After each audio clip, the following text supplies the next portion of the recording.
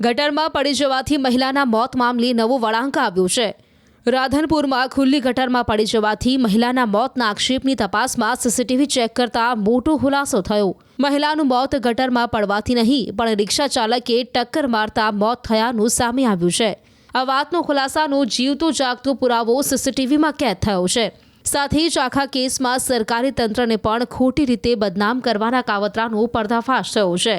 પોલીસનું કહેવું છે કે રિક્ષા ચાલકની ટક્કરથી રસ્તે ચાલતી મહિલા નીચે પટકાય છે અને તેને માથામાં ઈજા થાય છે, જે બાદ રિક્ષા ચાલક મહિલાને તેની જ રિક્ષામાં લઈ જઈને હોસ્પિટલ ખસેડે છે, જ્યાં તબીબોને કહે છે કે આ મહિલા ખુલ્લી ગટરમાં પડી ગઈ હતી, જો કે સારવારમાં મહિલાનું મોત થઈ ગયું હતું। જે બાબતે R&B વિભાગે પોલીસને એક અરજી આપેલી અને આ બાબતે તટસ્થ તપાસ કરવા માટે જણાવ્યો તો SP સાહેબની સૂચનાથી રાધનપુર PIએ આ બાબતે તટસ્થ તપાસ કરતા CCTV ફૂટેજના આધારે એવું જણાવેલ છે કે જે મરણ જનાર બેન છે એમને રિક્ષાને ટક્કર વાગે છે અને ટક્કર વાગવાને કારણે એમને માથાના ભાગે હેમરેજ થાય છે અને એમને એ રિક્ષાવાળો જ રાધનપુર રેફરલ હોસ્પિટલમાં લઈ જાય છે। ત્યાંથી એ બેનને વધુ સારવાર માટે ધારપુર હોસ્પિટલમાં મોકલવામાં આવે છે અને એમનું સારવાર દરમિયાન મોત થયેલ છે। પાટણ પોલીસે આમ આદમી પાર્ટી અને કોંગ્રેસના કાર્યકરો સામે પણ આક્ષેપ કર્યા।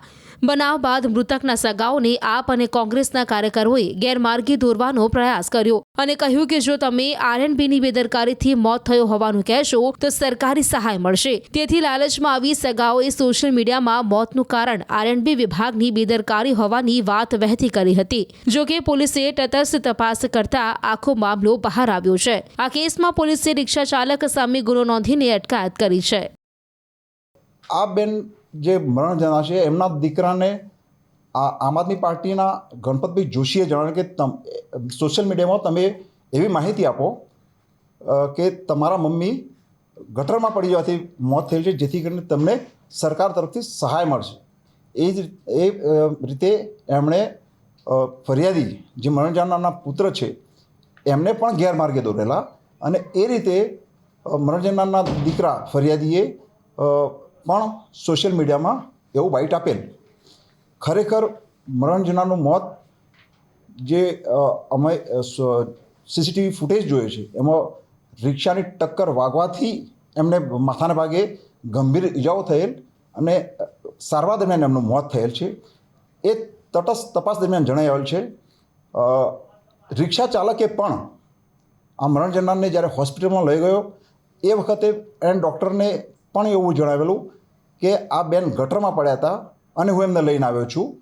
એ રીતે એણે પણ ખોટી માહિતી આપી। મરણ જનારના દીકરાએ જે ગઈકાલે ફરિયાદ નોંધાવી છે રિક્ષા ચાલક વિરુદ્ધ, એમાં રિક્ષા ચાલકે પણ ખોટી માહિતી આપી છે। એ સંદર્ભની પણ કલમો નોંધી અને પોલીસે રિક્ષા ચાલક વિરુદ્ધ ગુનો નોંધ્યો છે અને રિક્ષા ચાલકની અટક કરેલ છે।